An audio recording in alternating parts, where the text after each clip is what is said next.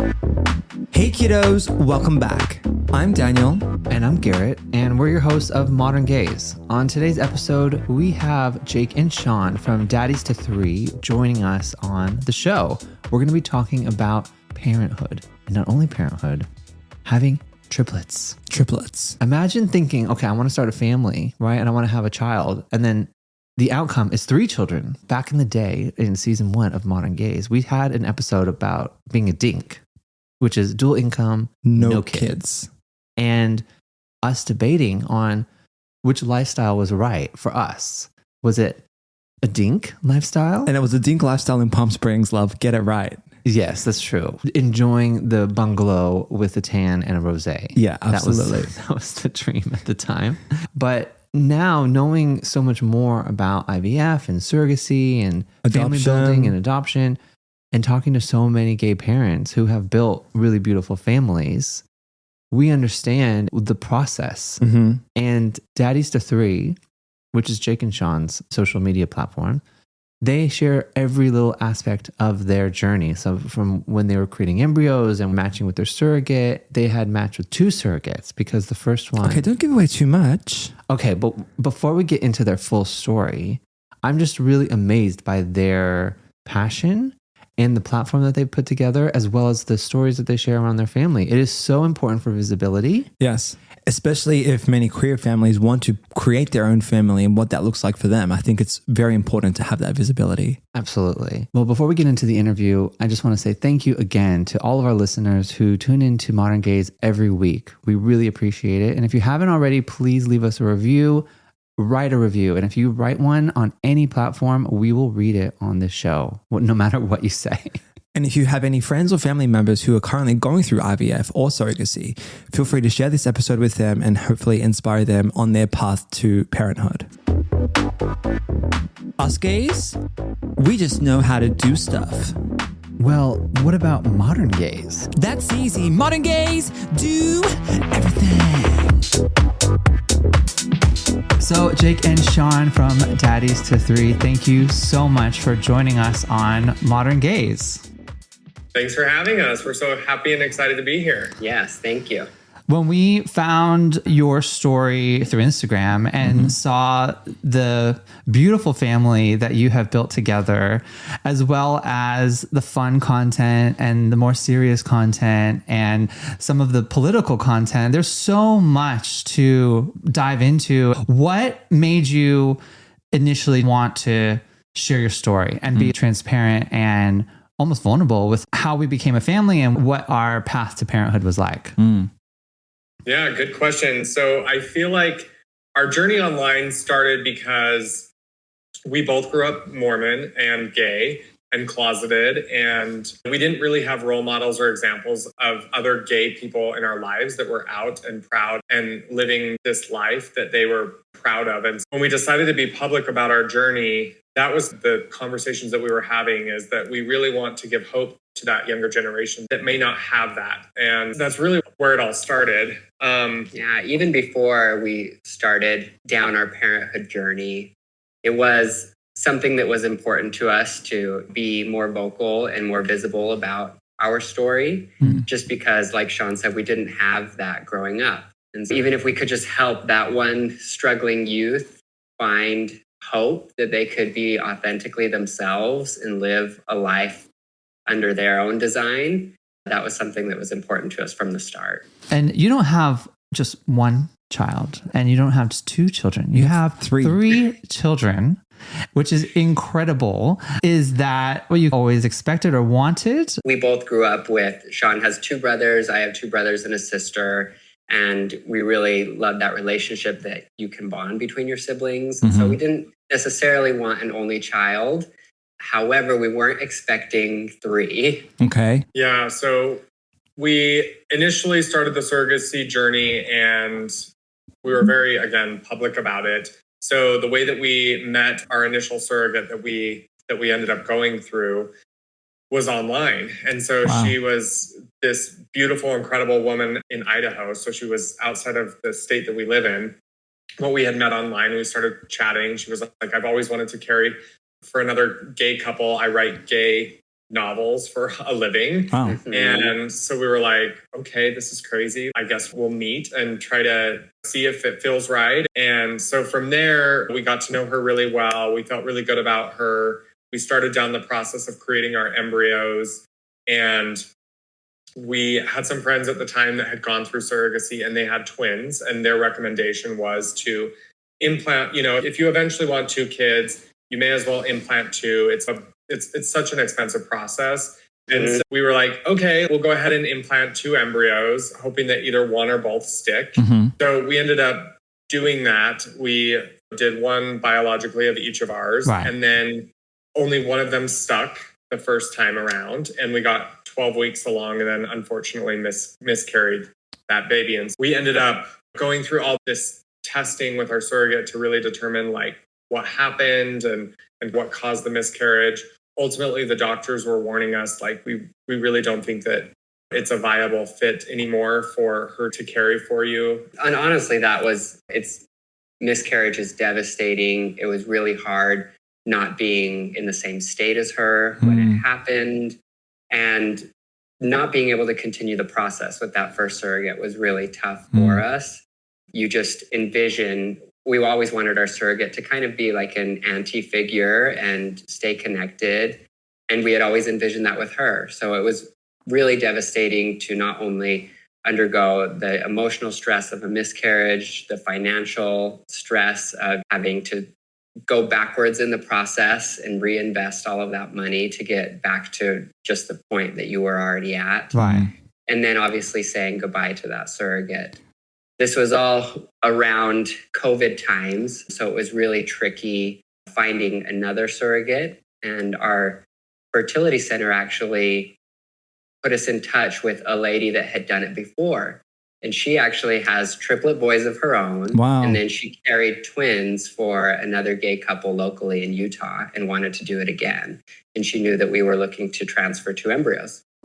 So with only one being successful the first time, we thought for sure we're going to transfer these 2 and hope that one is successful. And both were successful. And one of those embryos split naturally into twins. Wow. And that's how we ended up with triplets. I mean, that is such an amazing story. And I think for any parent going through IVF or surrogacy, the journey that you guys went through of doing the transfer, finding a surrogate, getting to 12 weeks, and then having to go back to the drawing board would have been such an emotional roller coaster, because you get so far and every milestone is like a massive hurdle. And then to get to that heartbeat scan, and then you get to the 12-week point and it's okay, back to point 1. And I think it's so brave of you to share your story. And I think it's amazing. So cutting to now, how old are your triplets? So they are 3.5 now, which feels like so crazy to even say out loud, because it feels like just yesterday, like talking about it, that they were born. And so time really does fly. They always say the days are long, but the years fly by. And I think that really is just so, so true. Well, before we get too deep into our chat, we have just a really quick question. Best thing about being a parent? So many good things about it. Like, it's hard to sum it up to the best thing. I think I love most seeing their little personalities coming through and just seeing how unique and intelligent each one of them is, and seeing some of yourself in them. And I think that they're literally like the best teachers of everything. Like, it puts life into perspective. It puts like living each day and in the moment and being present into perspective. I think that they're, some of the best teachers. I love that. Forces you to slow down in a way that really just makes you view the world differently. And I think that's really beautiful. It's funny because you said exactly what I was going to say, that it puts life in perspective and that you can see the world through new eyes. Yeah. And the level of love, it just takes that level of love that you thought you had the capacity for and just amplifies it so much. You're like, wow, I had no idea that I could love someone or something this much. It's the kind of love that you like love your partner, right? Of course. Like, I would do just about anything for you, but like there's certain things that like, bye. If you did that, bye. Your kids, it's just you have this unconditional love. They can tell you anything. They could do anything. And you're just like, at the end of the day, you're going to love them. Right. I love that. So, what is the hardest thing about being a parent? I would say the stimulation. That's something that a lot of parents don't talk about, but you're just constantly overstimulated. Even when it's happy, you're just getting so much sensory all the time, especially when there's 3 of them. Right. But it's loud, it's chaotic, and everything takes longer. 3-year-olds will throw their little tantrums, and I'm however old, like my brain's developed, and yet I like want to throw a tantrum too with you because it's driving me so crazy. So like the constant like having to bring yourself back down and like.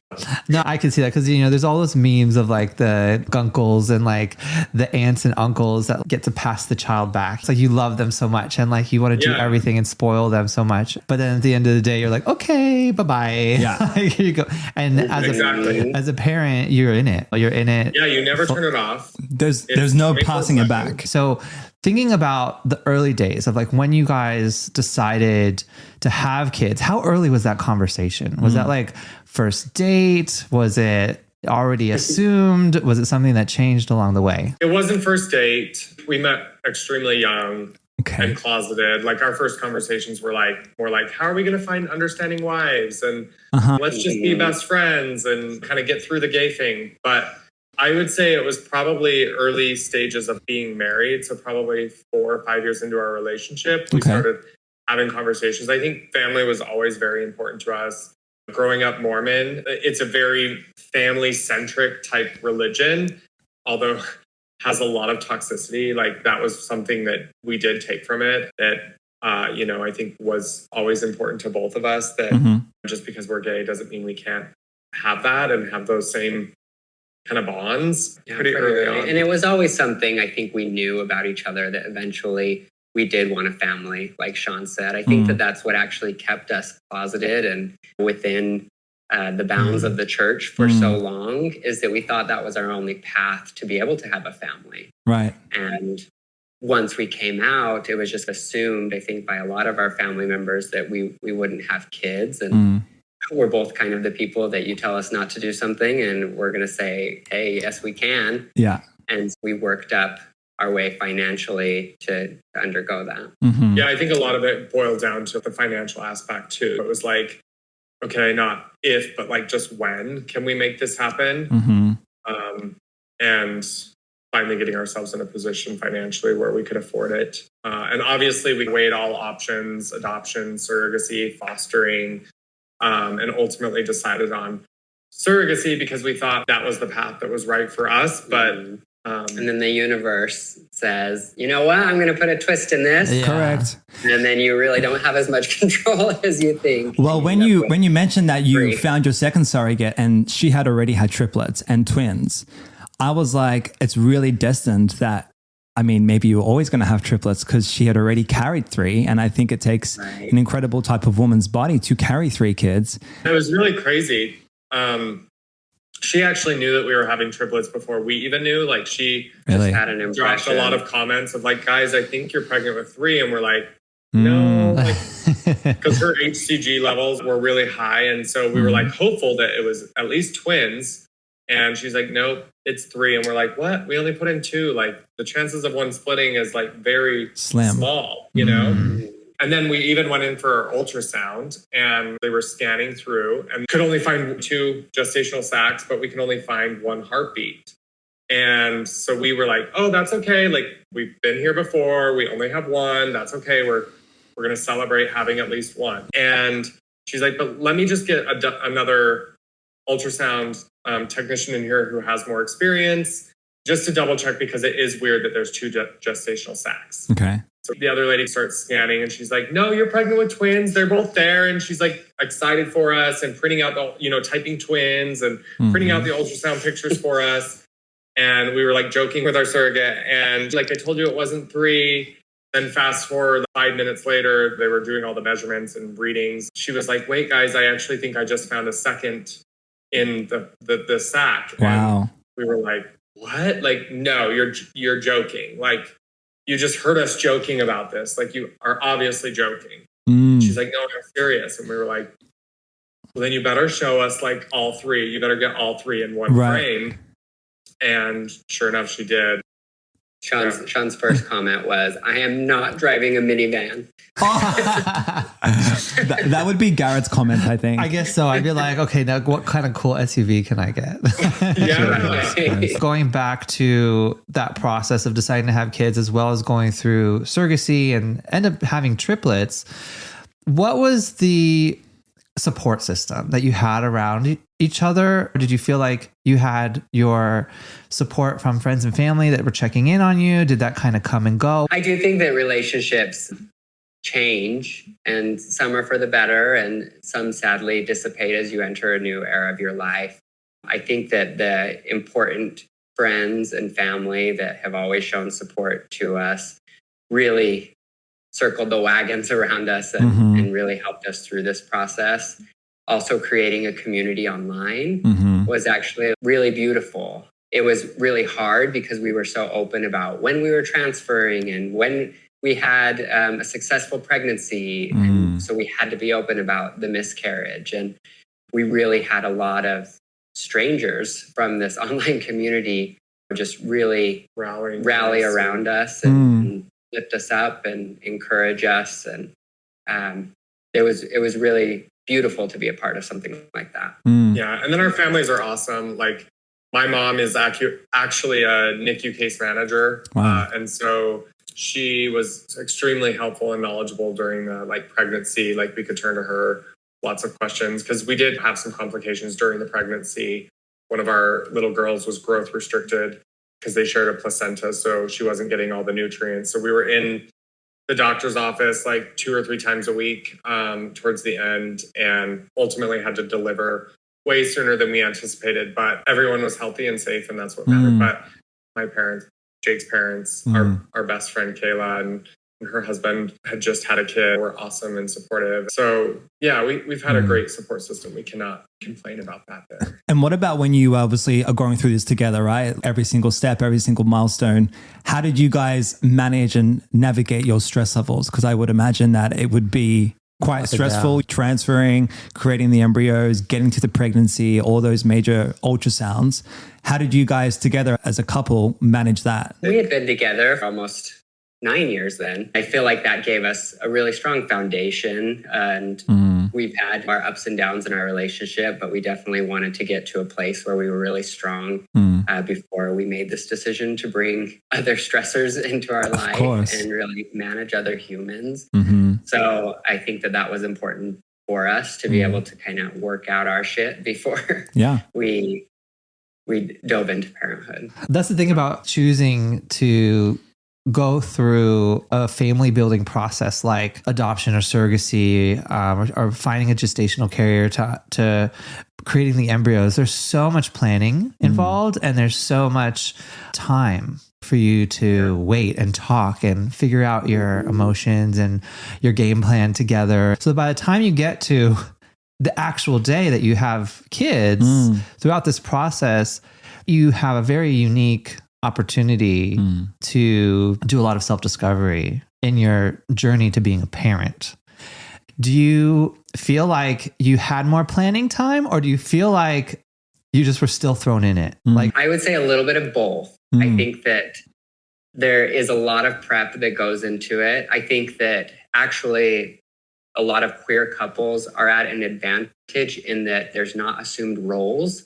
And so you do have to have those conversations about what this is going to look like, how are we going to split responsibilities and really be a team in this process.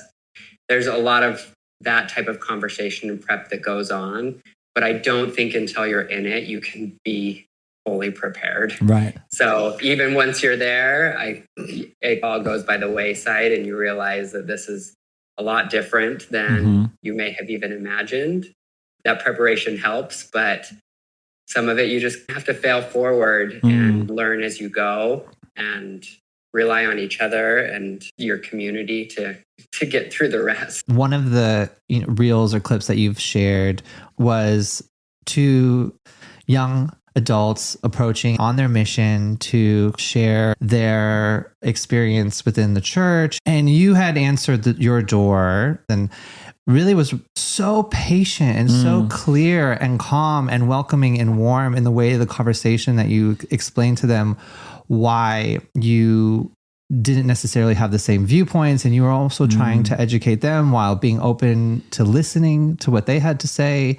Do you approach every conversation with so much grace when someone's coming to you with an opinion that is different or judgment in the way that you've decided to become a parent or be in a gay relationship? I would say for me, no.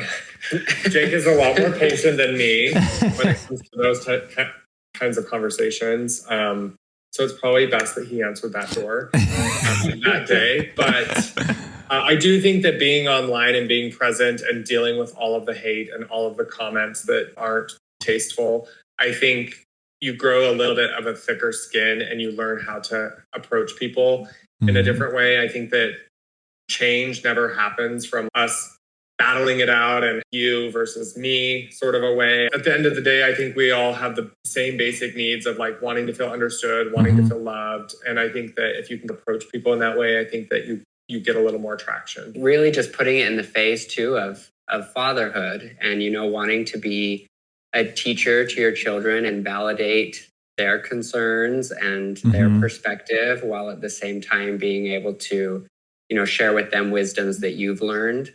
Growing up in the Mormon church in that kind of restricted space was something I knew for so long. I actually served a mission. I went to Costa Rica and it's 24/7 for 2 years. You don't have contact with your family. You're there for a mission.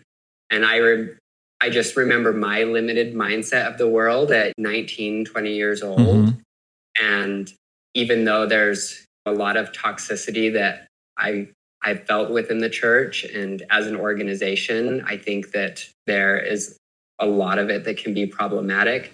I also understand that those young men were not a representation of this organization as much as they are doing what they think is right. And I think a lot of people are in that same boat. And so the more that we can approach someone and listen to them and also share your truth in an authentic and patient way, I think it just goes so much further. I think if I would have said something snarky and slammed the door on those boys, they would have felt validated in their teachings and their feelings. Their heart wouldn't have been opened any further than it was. And I think by being able to hear real human stories and feel a sincerity behind those words can go a lot further than just spewing hate online. Having difficult conversations is always going to be beneficial because you really want to go into the storm like direct so that you can get out on the other end as fast as possible rather than run away from it because it's going to catch up to you. You had this really open conversation with these young adults. That is visibility in the sense that you may have shocked them in that you opened the door, you had your kids just kind of like standing right there, like just living their best life on whatever random day. And then you're having this really calm conversation that is confronting, but it's showing your kids how to deal with conflict, which is it's just an incredible lesson. It's very subconscious, but at the same time, you might have been an inspiration to those two kids to see like, oh, this is what a gay family can look like. And how can I judge that? Because there's so much beautiful, positive conversation as well as what they saw. It was kind of like the words and the action. So sharing your stories and like putting up the clips and doing the reels and playing the social media game at the same time is just as much visibility, if not even greater, because you reach a wider audience. You are, just by living your life, showing up and being an advocate. Do you feel that energy, or is it really just focused on living your best life and being authentic? I had struggled, and I think a lot of us can relate to going through those times where you just need a little glimmer of hope that like tomorrow's going to be a better day. Yeah. If we can save one life, it makes it worth it. Or if we can be a representation to our kids of this is what this looks like. And also just creating the best life that we possibly can for them, you know?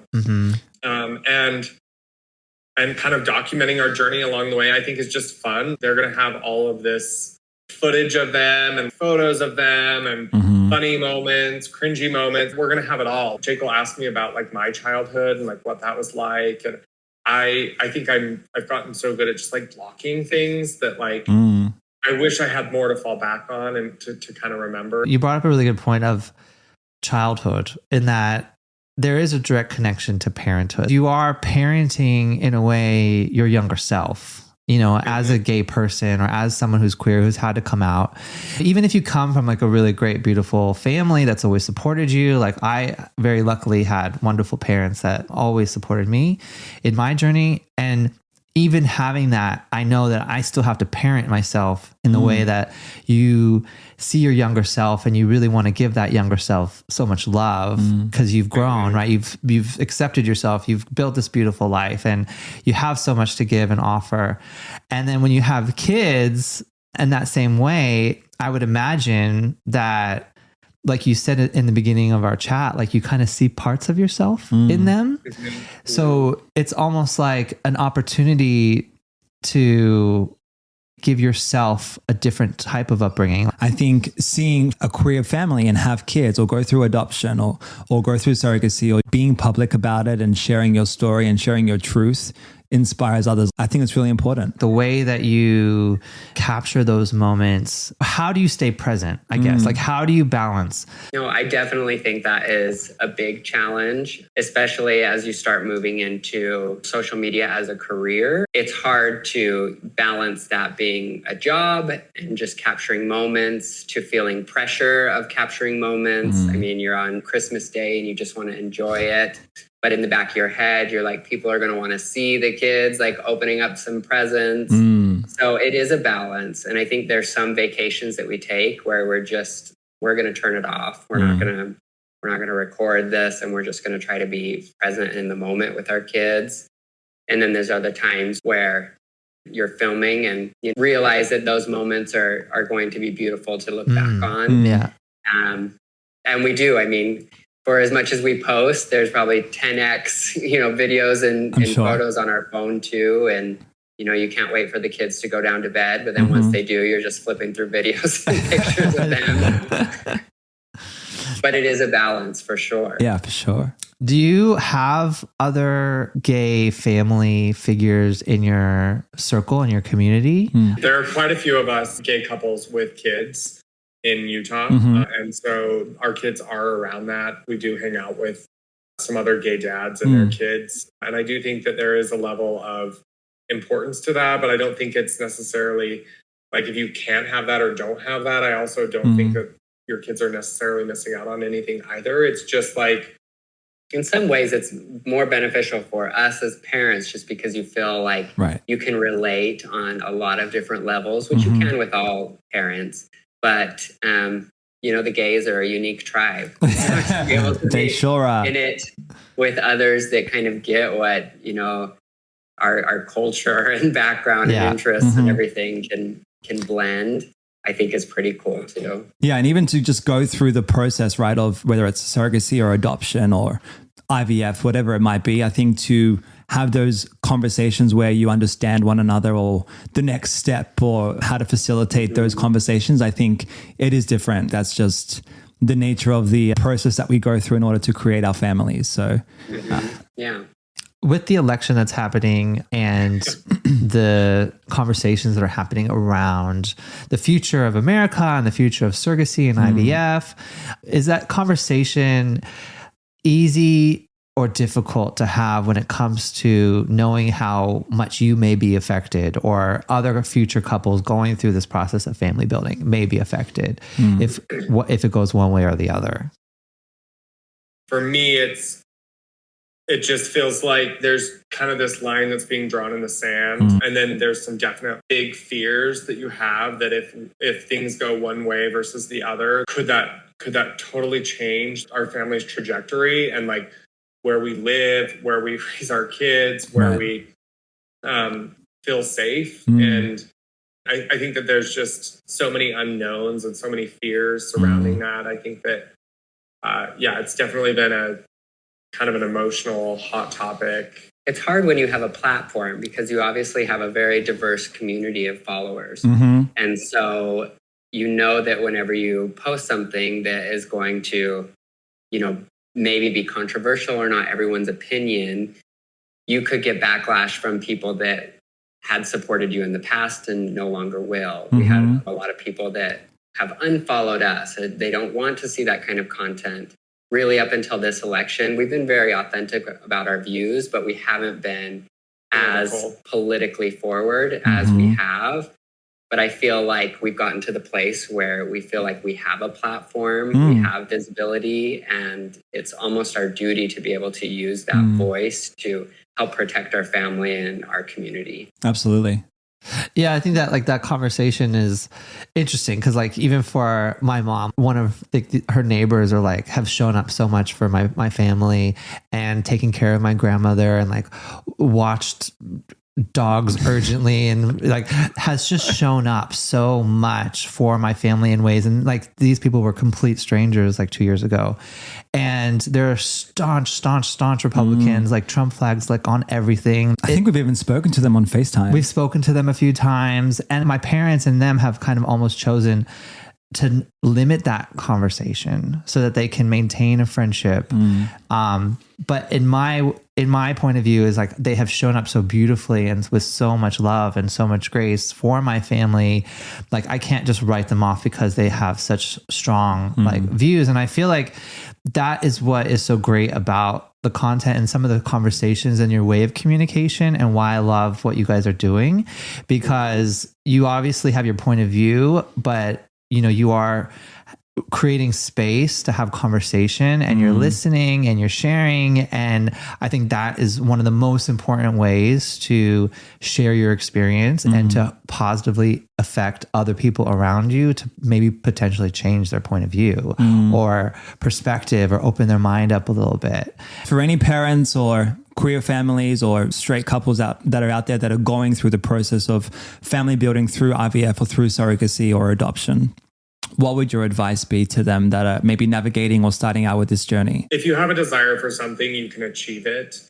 I kind of have maybe some issues there of control, right? And wanting things to go a certain way. And I think sometimes, maybe just definitely. But no, I totally do. And so I think sometimes you just have to learn to relax and trust the process and kind of go with the flow, and things will happen the way that they're supposed to happen, and in kind of an order that is best for you. I think you just have to kind of trust that the universe has your back and is aligning things and preparing things the way that it's supposed to be. So I love that. I feel like you were speaking to me, but I think it's definitely probably relatable for many listeners. So thank you for sharing that.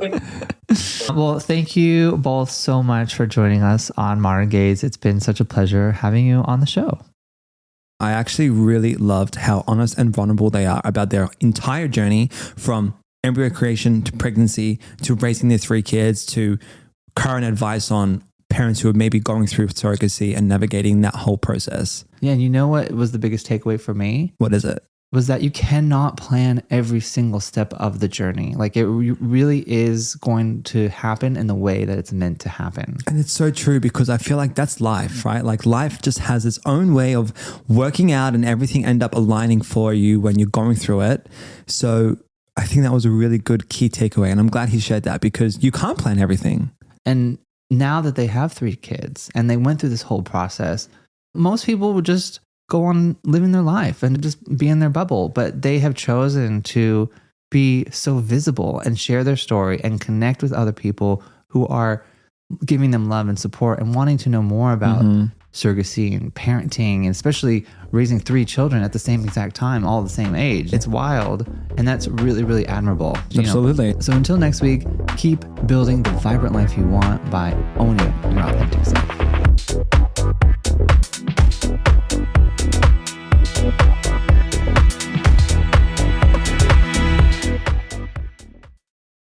Hey everyone, it's Daniel and Garrett from Modern Gaze. You know how we're all about owning your authentic self, right? Well, we found something that's totally in line with that. It's called Homes Decor, spelled with 2 M's. Yeah, like home, but make it French and fabulous. This place is not your average home decor store. It's a vibe. Picture this, guys. Provocative pillows that start conversations, gay vintage art that's like a time machine to the past, and futuristic drag queen portraits that are just iconic. It's all about expressing you. And get this, they're offering free international shipping for orders over $200. Save that money! So you can be fabulous no matter where you are in the world. Oh, and because we love you guys, use the code ModernGaze at checkout for a cheeky 10% off. It's like a high five from us to you. So go ahead, make your space as vibrant as you are. Check out Homes, that's HOMMES, decor.com, and let your home tell your story.